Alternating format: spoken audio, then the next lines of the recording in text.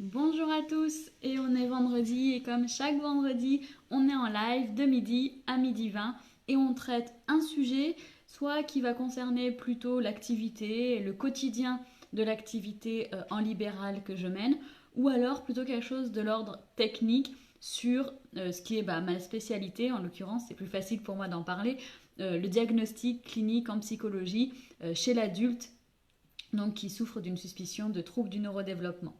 Aujourd'hui, on va traiter une question bien particulière, une question qui m'a été envoyée par mail et que j'ai choisi, à laquelle j'ai choisi de répondre en direct sur ce live du vendredi.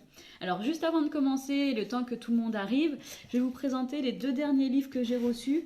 Je crois que je ne vous les avais pas présentés, bon mais sinon c'est pas très grave parce qu'ils sont franchement super bien. Le premier c'est Évaluer les troubles du spectre de l'autisme, le guide du clinicien de Goldstein et de Ozonov, traduit par Kroc et Bauer. J'ai commencé à le parcourir, comme si vous, je ne sais pas si vous voyez mes post-it, j'ai commencé à le parcourir.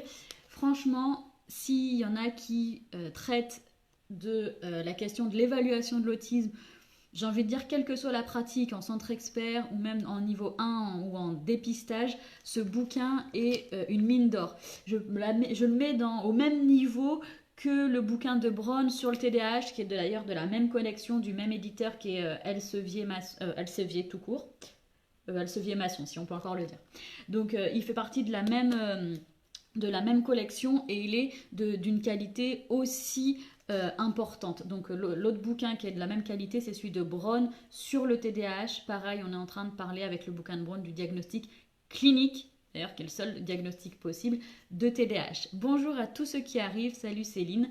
Et donc je présentais les deux derniers bouquins avant de traiter la question du jour. Le deuxième bouquin, c'est celui de Joël Bilieu, Lucien Rochat et Martial van der Linden. Un grand monsieur. Le bouquin, c'est celui que Seb a présenté pour ceux qui suivent aussi la page Facebook de Sébastien Rad. L'impulsivité, ses facettes, son évaluation et son expression clinique chez Mardaga, collection Psy. Donc Seb avait dit que ce bouquin était vraiment formidable. Je l'ai acheté et voilà, pour en prendre et pour aussi vous le partager. Je pense qu'il fera partie des fiches de lecture. Donc voilà, pour les deux bouquins d'aujourd'hui. Si vous venez d'arriver, vous pouvez voir le replay pour voir les deux bouquins que je viens de présenter. Mais aujourd'hui, je vais commencer direct parce que la question que l'on va traiter est vraiment très précise. Elle m'a été envoyée à une personne, je ne vais pas dire son prénom, je ne lui ai pas demandé son avis, donc je vais la traiter de manière anonyme. Si elle veut ensuite se manifester, il n'y a évidemment aucun souci. Je vous lis la question. Donc j'ai regardé le webinaire concernant la psychoéducation pour les TDAH et je voulais vous poser une question. Lorsque l'on fait un bilan et que notre bilan est en faveur d'un TDAH, mais que le diagnostic n'a pas été officialisé par un neuropédiatre, médecin scolaire, est-il tout de même pertinent de faire de la psychoéducation sur la pathologie? Donc là, c'est la première partie du mail, de la question. La deuxième partie, la question est finalement la même concernant l'autisme ou d'autres troubles, finalement, puisqu'au vu des délais chez les médecins, il paraît compliqué d'attendre un diagnostic réel. Salut Lucas. Par ailleurs, expliquer un trouble qui n'est pas un vrai diagnostic me pose également question. Je me suis toujours posé cette question-là. Je vous remercie de vos retours. Alors, je vais vous laisser une toute petite minute pour donner votre avis. Qu'est-ce que vous répondriez, vous, là, qui me regardez, à cette collègue, donc qui est psychologue, évidemment, peut-être même psychologue, neuropsychologue, je ne sais pas, je ne vais pas dire de bêtises, mais qu'est-ce que vous diriez? Donc je répète juste rapidement, lorsqu'on fait un bilan et que c'est en faveur d'un trouble neurodéveloppemental en particulier, mais que ça n'a pas été officialisé par un neuropédiatre, médecin scolaire, disons médecin plus généralement, est-il tout de même pertinent de faire la psychoéducation sur la pathologie? Et deuxième point, finalement, plus globalement, puisqu'il y a beaucoup de délais chez les médecins, ça paraît compliqué d'attendre un diagnostic réel. Donc, et par ailleurs, expliquer un trouble qui n'est pas un vrai diagnostic pose également question à la personne qui m'a envoyé ce mail. Qu'est-ce que vous lui répondriez? Je prends mon thé, je reviens, je vous laisse à vos claviers.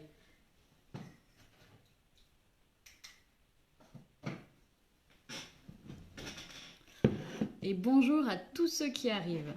Alors, je me remets sur Facebook là du côté de mon ordinateur pour voir vos commentaires. Et après, évidemment, je réponds à la question, hein. Je voulais juste avoir votre avis avant de lancer aussi ce que je pense à ce sujet-là. Donc, cette question-là, on l'a déjà traitée à plusieurs reprises quand on était en webinaire, mais on va en reparler parce que c'est une question qui est vraiment importante. Cette question-là du diagnostic en tant que psychologue, en tant que médecin, est-ce qu'il y a aussi la question de... il y en a qui vont se poser cette question de légitimité, d'autres de légalité. Donc c'est vraiment très important, c'est une question qui est fortement pertinente, je trouve, et c'est pour ça qu'on la traite aujourd'hui. Alors, si on prend la première partie de la question, le fait de poser un diagnostic. Là, on va revenir à quelque chose de personnel en tant que psychologue.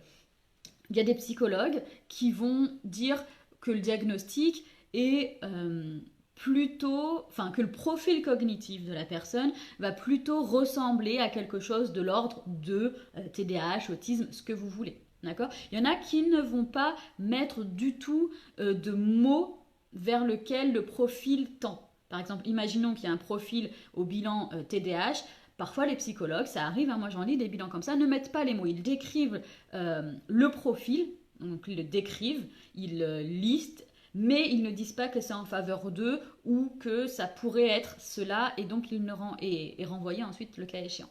Il y en a d'autres qui vont dire que le bilan, et j'en fais partie, le bilan diagnostique, le terme exact pour ma part que j'utilise, c'est le bilan entrant dans le cadre de la démarche diagnostique. Le bilan entrant dans le cadre de la démarche diagnostique des troubles du neurodéveloppement, pour moi chez l'adulte, et en faveur d'eux. Ou alors, à la fin, pour faire plus court, le bilan est en faveur d'eux. D'accord ? Donc, ça, c'est ma formulation. Cette formulation longue, mais très précise et volontairement bien précise, m'a été suggérée par le docteur Stéphane Cabrol, qui exerce au Centre Ressources Autisme, donc le CESA, Centre d'évaluation savoyard de l'autisme, dans le 73 en Savoie. C'est le médecin-chef du CESA qui m'a recommandé, suggéré, j'en ai discuté avec lui, cette formulation pour à la fois éviter de titiller les susceptibilités. Je pense que c'est quelque chose auquel je me confronte régulièrement, c'est peut-être pas la peine d'en rajouter une couche, mais aussi pour juste être simplement dans un bilan qui est intitulé de manière très... que l'intitulé corresponde vraiment à ce que je fais. Voilà. Donc je répète, c'est bilan entrant dans la démarche diagnostique des troubles du neurodéveloppement chez l'adulte. D'accord ? Et moi, j'aime beaucoup, beaucoup cette formulation.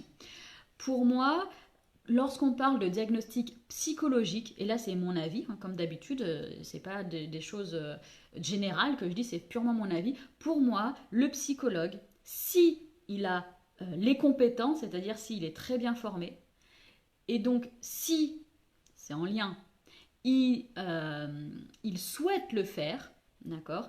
Oui, pour moi, le psychologue, dans ces conditions-là, devrait être à même et devrait pouvoir dire que le diagnostic psychologique est ça. Ça, c'est mon avis. Pour ma part, dans mes bilans, eh bien, je vais avoir ce fonctionnement-là de dire que le bilan est en faveur de ça, ça, ça. D'accord ? Mais je ne vais pas me baser uniquement sur mon bilan. D'accord ? Et régulièrement, je demande des éclairages, le cas échéant, hein, parce qu'il y a des fois, c'est pas forcément nécessaire, des éclairages, par exemple, médicaux. Attention, je dis bien diagnostic psychologique, c'est complètement différent d'un diagnostic médical. D'accord ? Donc, je ne suis pas en train de poser un diagnostic médical parce que là, pour le coup, au niveau de la loi, c'est complètement illégal, exercice illégal de la médecine, bim, prison, on n'en parle plus. D'accord ? Donc, moi, à mon sens, si je reviens sur la question, on est à même, si on est formé et si on se sent, de poser des diagnostics psychologiques. Et j'irai même plus loin, je pense que certains psychologues, pas tous, parce qu'on fait pas tous, on n'est pas tous dans la même fonction de psychologue, il y en a qui sont psychologues scolaires, il y en a qui sont psychologues en prison, etc. Mais sur cette fonction de diagnostic, il n'y en a que certains qui sont sur ce poste ou de diagnostic, et ceux-là, je dis bien s'ils sont formés et s'ils se sentent, oui, faut les poser ces diagnostics. Je ne sais pas si vous vous rendez compte le nombre de personnes que moi j'ai en bilan qui sont donc que des adultes, et ça va jusqu'à 70 ans de personnes qui ont vu, allez, sans mentir, des dizaines de professionnels psychologues et médecins au cours de toute leur enfance et de leur période de jeune adulte. Et personne, jamais, ne leur a posé ne serait-ce qu'une hypothèse diagnostique. Donc ça veut dire que derrière les gens, si à un moment donné on ne se forme pas correctement et donc ça nous empêche, disons, de nous mouiller, mais de nous mouiller prudemment puisqu'on est formé, ça empêche les gens d'avancer dans leur processus de vie, dans leur processus global, parce qu'ils ne savent pas pourquoi ils sont différents et de quoi ils en retournent, pourquoi, comment. Qu'est-ce qui se passe? Et ils vivent ça avec des années. Et moi, quand je vois des nanas de 30 ans où le diagnostic d'autisme, de par ma formation, est franchement facile à poser, et au vu de la détresse de ces personnes-là, moi, ça me fend le cœur à chaque fois. D'accord? Donc, lorsqu'on fait un bilan et que notre bilan est en faveur d'un TDAH, mais que le diagnostic n'est pas officialisé par un médecin, un neuropédiatre, médecin scolaire, est-ce qu'il est pertinent de faire de la psychoéducation? Pour ma part, pour un travail avec des adultes, oui.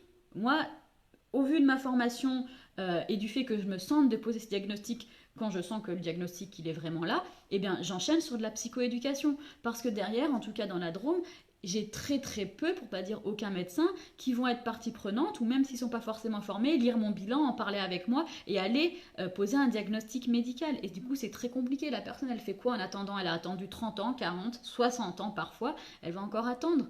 Là, on a un diagnostic, évidemment, j'échange avec le patient. Est-ce que ça vous semble coller? Parce que vous vous connaissez mieux que je vous connais. On est à égalité, on travaille ensemble en collaboration. Je vous apporte mes compétences sur le diagnostic, vous m'apportez vos connaissances sur vous-même. Donc, à la restitution, est-ce que ce que je vous raconte sur le diagnostic que moi je pose, est-ce que ça colle? Et effectivement, si la personne en face me dit « Putain, je le sens pas comme ça », on en rediscute. On peut même reprendre l'évaluation, d'accord? Il y a vraiment aussi cette collaboration avec le patient. Pour ma part, la grande majeure partie du temps, là cette année pour l'instant j'ai pas eu de situation inverse, ça colle. Et dans ce cas-là, on enchaîne sur la psychoéducation. Parce que tout de suite, le diagnostic, c'est pas une baguette magique. Derrière, c'est là où vraiment le travail commence, où c'est là où ça va finalement être difficile, parce que c'est là où il faut que la personne elle apprenne c'est quoi l'autisme ou c'est quoi le TDAH, et ensuite qu'à la lumière de ses connaissances générales sur le trouble, qu'elle se l'approprie, c'est-à-dire ok, moi tel comportement, eh bien je peux le mettre en lien avec le TDAH ou avec l'autisme, d'accord? Il faut que vraiment faire le lien entre la définition précise du trouble et les comportements particuliers de la personne. Il faut fusionner, il faut faire du lien avec ça. Donc pour moi, oui, chez l'adulte, dans ma pratique, oui, c'est pertinent de faire de la psychoéducation lorsqu'on est à même, formé et qu'on se sent de poser le diagnostic. Complètement. Et ça, il faut le faire direct après l'annonce diagnostique. Hein. On n'attend pas. La deuxième partie de la question, oui, ça concerne tous les troubles. Donc pour l'autisme, c'est pareil. S'il y avait un diagnostic de Tourette ou de tic, pareil. Finalement, puisqu'au vu des délais chez les médecins, il paraît compliqué d'attendre un diagnostic réel. Oui, et là encore, ça dépend de la force que vous mettez, de la confiance, de la force de la confiance que vous mettez dans votre diagnostic. Effectivement, si vous n'êtes pas certain pour X, Y raison, vaut mieux attendre un autre avis d'un autre professionnel formé à ça aussi. C'est clair, je ne vous dis pas de vous engouffrer dans du diagnostic à tout va, bien au contraire. D'accord ? Donc par contre, si vous en êtes certain, si vous avez une grosse certitude, que vous avez fait votre boulot à la lumière de votre bagage de compétences, pour moi c'est ok, d'accord? Par ailleurs, expliquer un trouble qui n'est pas un vrai diagnostic me pose également une question. Pour moi, et donc là c'est là où je ne suis pas forcément d'accord avec cette, alors même si c'est à l'écrit, voilà, cette question, cette expression de vrai diagnostic, pour moi, en tant que psychologue, avec le bagage qui va avec, sur les troubles en question, on est à même de poser un vrai diagnostic. Et c'est là où on devrait nous attendre, mais où on ne nous attend pas forcément parce qu'on n'est pas bien organisé au niveau de la profession, de nos compétences, etc. Mais par contre, moi, je pense à 1000% que nous avons chacun dans notre domaine précis, évidemment, une légitimité à aller poser certains diagnostics psychologiques. Et ça, pour moi, j'en suis convaincue. Et on devrait d'ailleurs être plus reconnu pour ça, mais ça dépend aussi de nous, de comment on s'exprime et de comment on communique. C'est pas la faute à pas de chance. On est aussi responsable de cette situation-là sur la question de le psychologue et à même de poser un diagnostic psychologique. Donc voilà, je pense que j'ai répondu à la question de cette personne. Vous, qu'est-ce que vous en pensez? Peut-être qu'il y en a qui sont pas du tout d'accord avec moi et qui pensent que je dis beaucoup de conneries. Bah, on en parle, il n'y a aucun souci tant que c'est dans le respect et dans la gentillesse, dans la bonne humeur. Il n'y a aucun souci pour moi de débattre avec vous. Alors, je regarde les commentaires sur l'ordinateur. Marina, tu dis que la psychoéducation avec le patient, mais aussi avec sa famille est vitale. Oui, évidemment. Évidemment que la psychoéducation, on la commence avec le patient et la personne qui l'accompagne au rendez-vous. Et ensuite, en fonction de la sphère, de l'entourage, eh bien, on ramène tout le monde au cabinet et on se fait des séances de psychoéducation. Par ailleurs, on donne des recommandations de lecture à la fois gratuites sur des sites internet que vous allez avoir pu vérifier sur la véracité et la démarche scientifique, et aussi des bouquins, pareil, où il va falloir aller vérifier à l'avance que ces bouquins entrent bien dans une démarche scientifique et que les informations sont actualisées. Voilà, donc ça, c'est des choses qu'on peut donner. Comme certains le savent, moi, j'ai même une plateforme de formation qui s'appelle Genepsy Actient, qui est destinée aux patients de mon cabinet. Ils ont chacun un identifiant, un mot de passe, ils se connectent et ils regardent les vidéos que moi j'ai fournies, que moi je mets sur la plateforme au sujet de leurs troubles. Donc il y a des vidéos sur l'autisme, sur le tic, le Tourette et sur le TDAH, parce que pour l'instant c'est les choses que je vois le plus. Et du coup, les patients peuvent aller sur cette plateforme de formation qui est gratuite pour eux, qui est en fait compris dans le prix du bilan, mais donc qui est gratuite pour eux, il n'y a pas de surcoût. Ils se connectent et regardent les vidéos que j'ai postées sur les troubles, comme ça ils peuvent les voir, les revoir et surtout les montrer à leur entourage. Comme tu dis Marina, c'est indispensable, vital que l'entourage proche comprenne le trouble dont souffre la personne. Après, évidemment, il y a une temporalité pour faire tout ça. Pareil pour l'aspect professionnel, si le cas échéant, on ne va pas le faire en 2 jours, d'accord? Tout se réfléchit et ça se hiérarchise. Oula, le temps passe vite, c'est déjà 17, j'ai encore plein de trucs à dire comme d'habitude. Lucas, toi tu dis, perso je dis oui pour la psychoéducation, on peut faire de la psychoéducation à des troubles, des symptomatologies, des symptomatologies spécifiques, même sans diagnostic. Derrière, il y a une demande avec des plaintes diagnostiques ou pas, ces plaintes sont là. Il est donc important de travailler dessus, rien n'empêche. L'important, c'est pas forcément de savoir s'il y a un vrai diagnostic, selon Lucas, mais s'il y a des symptômes même subcliniques, en dessous d'un seuil de significativité, si la personne est en souffrance, on peut adapter la psychoéducation. On ne va pas attendre une décision médicale pour entamer les tentatives de prise en charge. Et ça, c'était le commentaire de Lucas Rona. D'ailleurs, j'en profite, je vois qu'il y a pas mal de commentaires, c'est cool. J'en profite pour vous dire que demain, avec Lucas Rona, Lucas fait des formations sur les troubles de personnalité sur le Genepsy Lab et vous pourrez nous retrouver demain à 15h heure française sur un webinaire gratuit de 2 heures où on va traiter d'un sujet un peu complexe, du diagnostic différentiel entre autisme sans déficience intellectuelle et troubles de personnalité borderline. Demain à 15h heure française avec Lucas Rona et moi-même. Alors je continue. Hélène, tu dis, d'accord avec toi et en même temps j'ai entendu dire à plusieurs reprises que l'on ne pouvait pas poser de diagnostic. Oui, on ne peut pas poser de diagnostics médicaux. C'est sûr, si on te voit poser un diagnostic de diabète, ça va te faire mal, je pense. Que l'anamnèse et le bilan étaient là pour apporter des éléments au médecin, qui le pose. Alors, que l'anamnèse et le bilan étaient là pour apporter des éléments au médecin, moi je pense que cette position-là, alors je sais que c'est pas que tu la partages forcément cette position, mais en tout cas c'est ce que tu as entendu. Pour moi, ce comportement, cette position, c'est juste être un sbire du médecin, quoi. Genre, on n'a pas nos propres compétences, etc. Non, nous avons nos propres compétences, nous avons nos propres spécificités, et je pense qu'il faut le revendiquer. On a de réelles compétences, pour ceux qui s'orientent vers ça, à poser des diagnostics psychologiques. Je pense que c'est très très important de le mettre en évidence. Oui, Lucas, pardon, je me suis encore trompée. Le webinaire, c'est cet après-midi à 15h. C'est pas demain, c'est cet après-midi. Le webinaire différentiel TSA, SDI, troubles de personnalité borderline, c'est cet après-midi à 15h, là, dans quelques heures. C'est pas demain. Ça va, c'était pour tester, Lucas. Je continue avec le commentaire d'Hélène. Et à l'inverse, attention à ceux qui posent sans avoir des connaissances suffisantes, évidemment.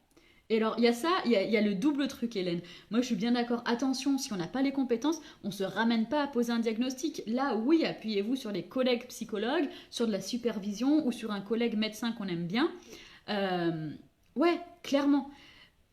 On ne pose pas des diagnostics sans avoir d'extrêmes compétences là-dedans. Deuxièmement, par contre, et à l'inverse, ça existe aussi, tous ceux qui posent des diagnostics ou qui ne les posent pas, va aussi pénaliser la personne. C'est ce que je disais au début.